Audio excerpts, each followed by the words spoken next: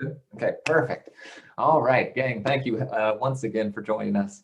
This is the, wow, I think it's the 23rd consecutive AEA Journal Club. Have yet to miss one, I think. But I'm really happy this month to be talking about Melvin Hall's, at least one of his most recent publications, Blest Be the Tie That Binds. I just always have to give a shout out to Dr. Hall anytime I read his stuff. He's such a good writer. It's just a pleasure to read them. Besides his ideas, like I just love his style in general.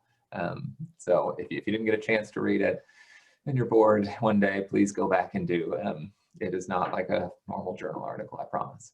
So with that, I will give a little background into this one, right? So I believe the purpose of this article was really to convey the evolution of evaluation in terms of its moving away from the proscriptive, scientific, scientism almost approach of evaluating programs to then what we see now, which is much more of an inclusive, participatory, collaborative, co-created, all of the great things that we have seen in evaluation compared to what it was when it was founded. I don't know about founded, but started.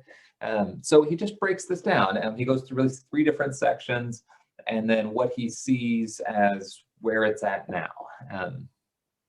So with that, I'll go through it. You know, there's no stats to this or anything, but there is a lot of content for the 4 slides I go through, and then I have a couple discussion questions at the end.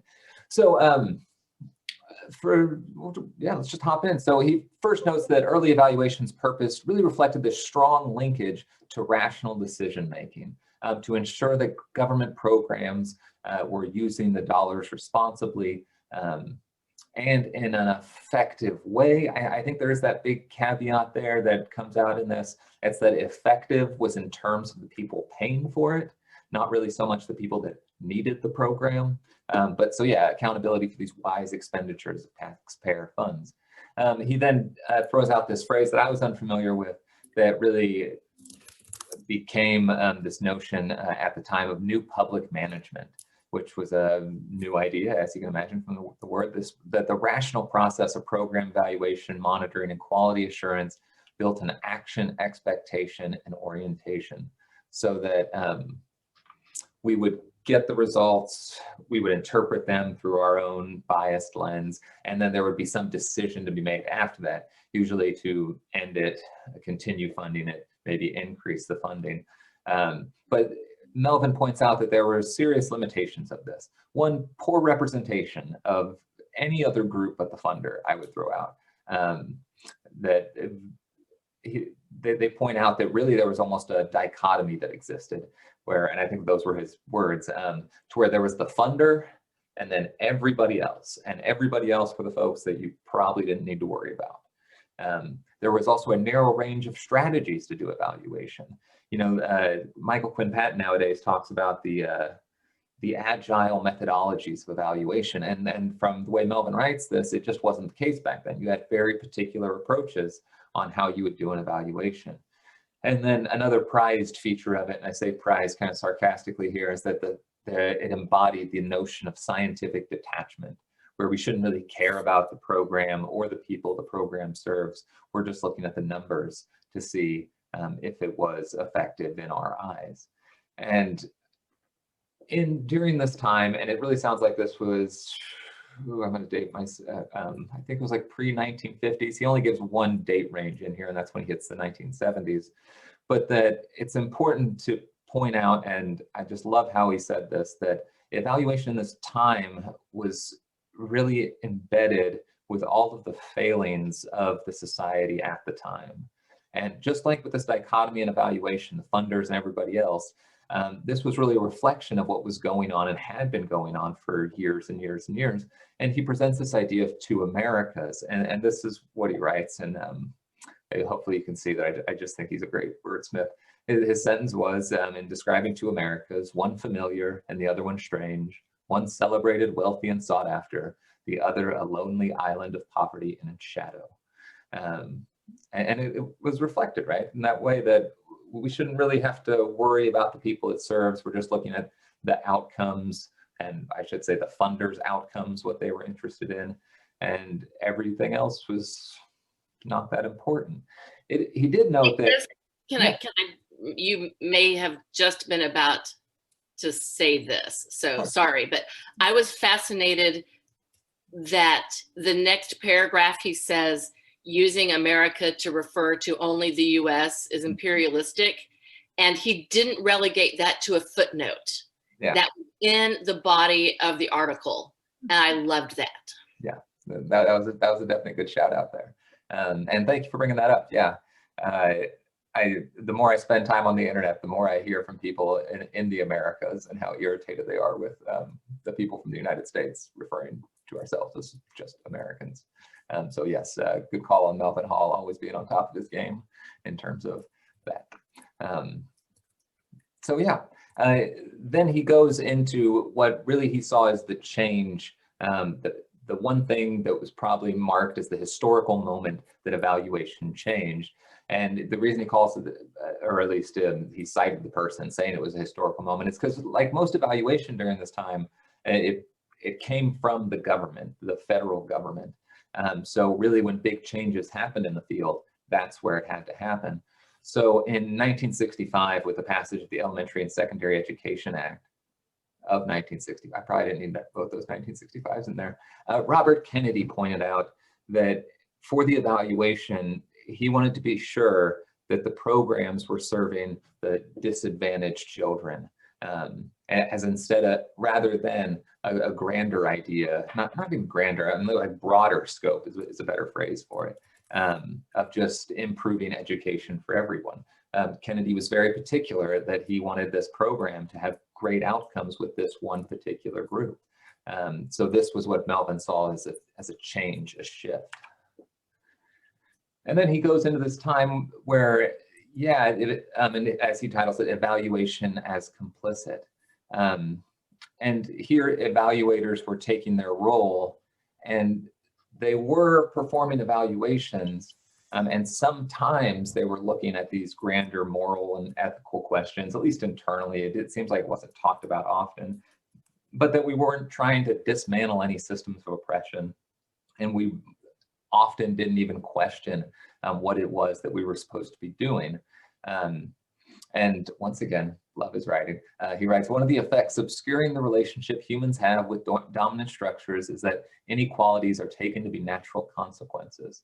So here we were evaluating things, but when we saw issues arise, a lot of evaluators just either assumed that's the way it was, or probably attributed different characteristics to different groups. And that's how I read it. I could be wrong on that. As just a natural way of life. So we were failing to challenge those underlying assumptions of the program designers. And then probably one of they're both big, but one that always sticks out, failing to listen carefully to the experiences of the stakeholders. So there was still a dichotomy that existed. There was probably some breaking away. Maybe I'm just being hopeful here. That's not what Melvin writes, but that idealistic person in me. And in this time, by the end of it, we start to realize that there is an ethical and moral question for evaluators. Scriven talks about this often, right? His example of, if evaluation was a value-free, I hope I'm saying this right, a value-free endeavor, we would look at the efficiency of the gas chambers in Germany instead of whether or not they were the right thing to do. So that's the thought that echoed in my mind reading this particular section. With the two questions that Hall posed, to what degree have I and my professional colleagues been complicit in this inequity by failing to note the mechanisms that keep it in place? And how have my attitudes and values been shaped by a belief that I am self-made when in reality I have benefited from a system that maintains an invisible but strong band of preference? So these were questions that at the end of this time, we were starting to at least talk about more openly in the field. And with this discussion, and with a couple other things he identifies, that in hindsight, I probably should have put this last bullet point, the last bullet point of the first bullet point up further, because it's the one he talks about in depth here, but that's a growth in the number of evaluators of color, indigenous people, and other backgrounds and self-identities that were outside the mainstream. So although I'm sure evaluators before this we're thinking about this, as I feel like we should know, everybody does know, that opening up the field to people with various backgrounds and getting more thoughts in it really helped build it out of this level of complacency that we were in for decades. So the professional practice had moved to a greater propensity for engaging social policy and social critique. Finally, we were including social context in the evaluation. But we were still not directly linked to inciting change. We weren't those change agents that we would hope we became now or are becoming. And then advocacy was understood not as program participation or contaminating bias, but rather as a value commitment to a regulative ideal. And I knew I wasn't going to remember that. I was going to point out what regulative, whoa, hold on, sorry, I'm messing up. I can't minimize it. I'm going to butcher it, but the regulative ideal is more like the ideal set forth by the system that's in place. For those of you that have the article in front of you, correct me and elucidate a little bit further for me. But it's just that the value is no longer to the system that was in place, what was driving the evaluation to begin with, but rather there's a bigger value commitment. And then he points out that we start to see a rise in evaluator consciousness, that there was a desire to develop a stance toward their work that is educative, empowering, and collaborative. And then we would hope that as this consciousness arose in this time, or I think it's the now time, actually, is where we're sitting with this timeline, evaluators could help communities fight off the, once again, love this, I know I'm beating the horse dead here, evaluators could help communities fight off the numbness and acquiescence that comes with decades of life under the same prevailing iniquities. So this changing in how we look at both the work we do, but also our role in it. We're no longer the passive person that measures things. We hope to incite something. And then finally, the point where I think I had a hard time understanding if this is where he saw we're at now, we are going to, or he would hope we're going to. So I would leave that to anybody to chime in to see how you perceive this. But in this last section, he's talking about this idea that evaluators can go on to be one step further, that we can help facilitate the rising of the group consciousness and really provide platforms for this raising of the consciousness of the group. So by plotting a path forward and assisting communities struggling with problems and concerns that might ease with the application of the skills and knowledge evaluation can bring to bear on an issue. Specifically, he notes this concept of oppositional consciousness. If you're not familiar with it, it's a community's active motivation and push to confront an oppressive social structure, that where it's cultivated through knowledge sharing, exposes commonalities often overlooked, and reveals the ties that truly bind a community together. He then goes into a little bit of history of why this idea of oppositional consciousness really came out of or had a strong... What? Oh, Jay Wallace, I don't think you're on mute, but that's okay. It had a real foothold in the African-American community, the liberation theology movement. So he gives a good background into that. So when the evaluator's worldview is not well matched, and these last two are just his caveats of why he thinks the evaluator's role is unique, but also fairly dangerous, and how our view of our work can impact our work, right? When an evaluator's worldview is not well matched to the context of the evaluation work, the gap is a critical threat to validity. However, when evaluators share the oppressed community's social consciousness, the form of advocacy chronicled in this paper can emerge. So still uplifting, great, and it really provided a lot of thoughts. So I don't want to stop. Oh, I have my phone right here.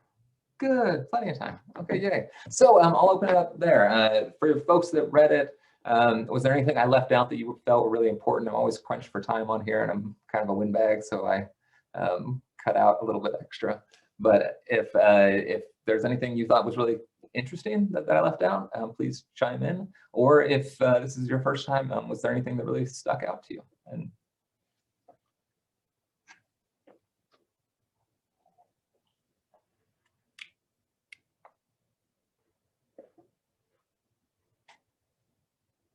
no? Okay. Sarah, I think you're on mute. Sarah, you're on mute. Too many buttons to click. No, I mean, it leaves me wondering, and I won't be able to articulate this, but I think many on the call will understand, like, I have to stop and think about, what does this mean where I work now? Because it seems like we're so far removed at the federal level from a lot of what's going on. Like, what does it really look like in my role to think about this? So that's where I am right now. I loved the article. I'm so glad it will get me to look at the rest of the volume, which I haven't done yet, but it's really, what do I do with this information in my current position? Besides, I mean, I think it makes clear that we've got to be able to find ways to get outside of our own spaces. And I think, this journal club is one way to do that, but how do we get outside of our own spaces, and how do we help others get outside of their own spaces? Yeah. So, well, and I'll chime in there, only because, yeah, that was something that crossed my mind, and I don't know the right word, the adjective to put in here, but it was interesting in that I'm not sure that I get to do a lot of the stuff in the last two slides in my current job in evaluation. Back when I was an independent consultant, empowerment evaluation and really co-creating the evaluation with the stakeholders and the people impacted by the program, evaluation advisory groups that had youths in them to help drive the program, all these things that I'm not, well, at least I've never done in the 2.5 years I've been. So it made me feel like I was missing out on the new age of evaluation, which was sad. We'll say sad. That's a good phrase. I was gonna echo your thoughts, Sarah. Hi, I don't know if everybody introduced, but I came on late. I apologize. I'm Sarah Geiger from Illinois, and thanks for this group. This is wonderful. But I was thinking the same thing throughout the paper, and then what I heard of the talk today about, like, I think your natural inclination is to think, how does this apply to the work that I'm doing, and what does that look like? And I also got to thinking about how I would think that at any given point in history, the article talks about some historic examples of evaluation that was not, that didn't embody these ideas. And at any given point in history, I would assume that it maybe was not obvious to evaluators or others at the time what was going on. And so similarly, it's not obvious to me right now what injustices we might be perpetuating or how we might be failing to live up to these ideals. And so I don't have an answer, I guess, to my own question of, like, how to take the blinders off, how to see that. I mean, we have certain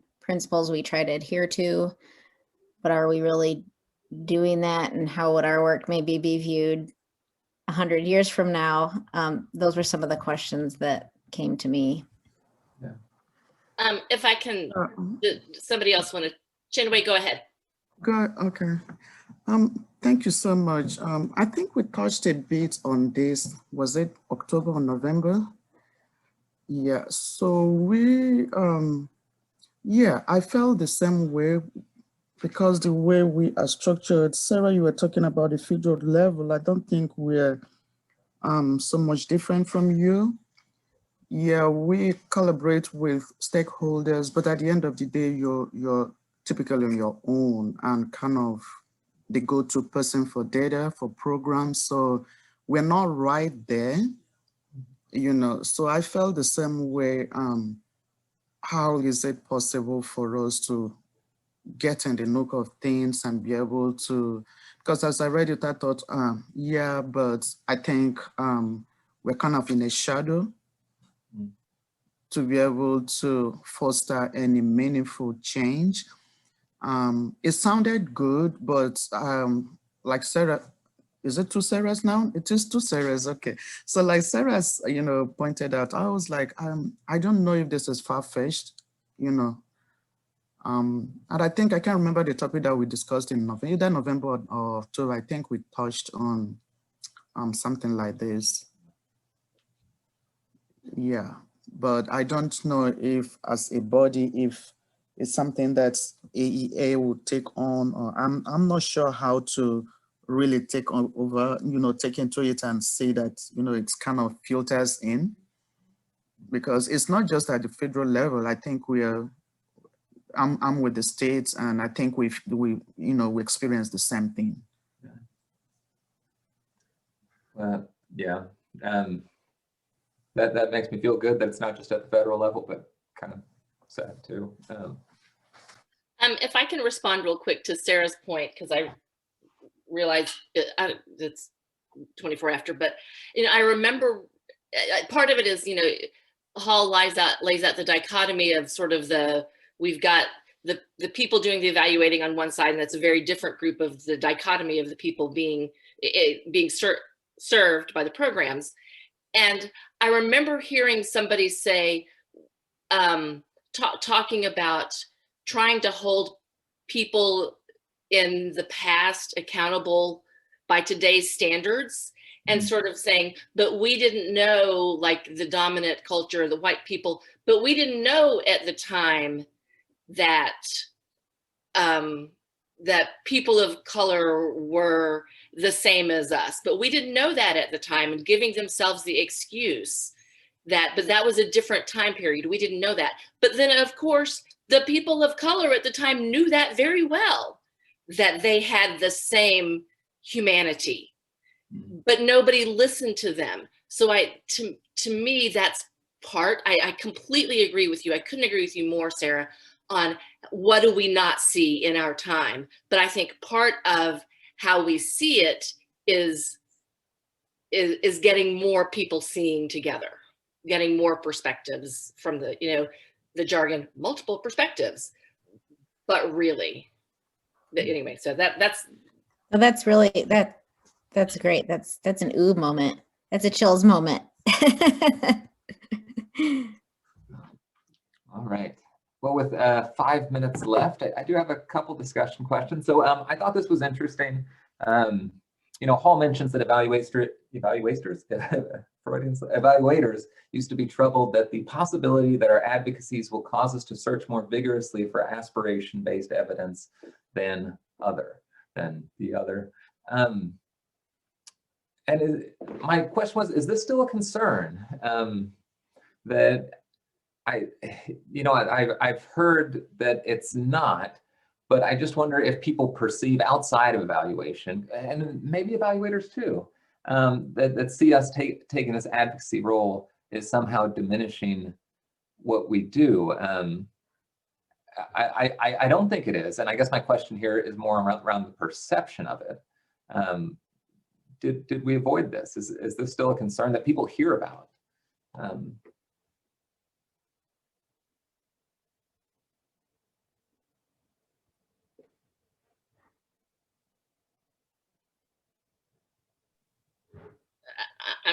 I'm curious on Maureen's take. Others too, but. Okay, all right. This is Maureen, and I'm always going to still, have the concept that accountability is still part of our role and always should be. I don't see it's necessarily needs to be in conflict with looking for aspirational based evidence. But I do think that we have a role to make sure that we still maintain a level of methodological rigor that enables us to see things the way they are, for everybody. And I think that that's, just that the values need, and it's okay to have values that contradict each other. And we look at both of them, I think. I think that, we have to learn that, and I'll let Sarah, your last comment, I think might tie into this. Well, I mean, it was actually a comment in an email I sent yesterday about to whom are, how do we broaden the idea of accountability? I mean, I think both part of your point, Maureen, is to Dr. Hall's point around strategies. We don't have enough strategies to really methodologically get at critiques, different ways of knowing around those supporting arguments, critiquing arguments, all that. I think that goes to his point about a variety of strategies, but I also think it's redefining our idea of accountability. To whom are evaluators accountable? And yeah, I mean, how do we broaden to whom we're accountable? Or to whom, I don't, I guess it's not us being accountable, it's the accountability for what is in this case taxpayer expenditure for us. So it's how do we, if we had a piece of a whiteboard, we could say, so we've got accountability to taxpayers. Who do taxpayers comprise? Anyway, some accountability. What's the scope of accountability? I'll just leave it at that. Yeah. And yeah, I definitely agree with you both. I'm interested if people still level this against evaluation or really any field. I think community psychology, this could be applied towards as well. That we're only gathering aspiration-based evidence. So I don't think we are, and I don't think it's leveled against us. Often, the only time I ran across this was when there were some nonprofits that really wanted me to only collect the positive evidence and not report on the poor stuff, but not from people being critical of the field. It was more people that really wanted to show the great work of their program. So I think we did avoid this, or I'm just not listening to people that disagree with me on this fact. So anyway, I thought it was interesting. But I noticed, Sarah, yeah. Well, I was gonna say for any final comments, I'm now 1 minute over, so. Well, I think it may not be as specific as you're talking about, Chris, but just in people thinking about the field, the idea of how closely aligned we are with our programs. Just it goes to the whole idea of scientific and objectivity and all that. And I think I think there are many, many people, especially in the world we live in, who continue to make that argument. And anyway, so sorry. Okay. No, well, thank you. Gang, I always appreciate you being on this call and walking through these articles with us. So, we do this every month. Like I said, it'll be 2 years next month. So if you can, third Wednesday of the month at 12 to 12:30, we'll be here. So thank you, everybody. Thanks for getting me to read the article. It was great. And it really is a good entree to the rest of the volume. Yeah, definitely agree with that. All right, gang. Always a pleasure. Bye, y'all. Chris. Thanks, everybody. Bye-bye. Bye.